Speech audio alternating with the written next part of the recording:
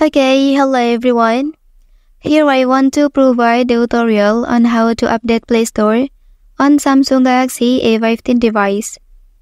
Updating the Play Store app ensures that users have access to the latest feature and improvement introduced by Google.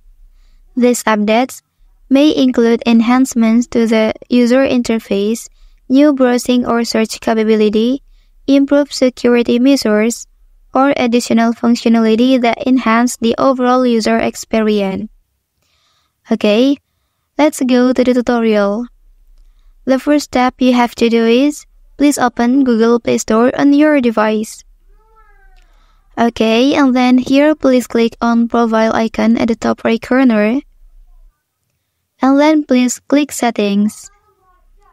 Okay, and then here you can click About. And then here you can select the Update Play Store option. Okay, because I have been updated on my device, and then here will appear the following statement. Well, that's the tutorial on how to update Play Store on Samsung Galaxy A15 device. If you are helped by this video, don't forget to like and subscribe to get other information from this channel. Thank you.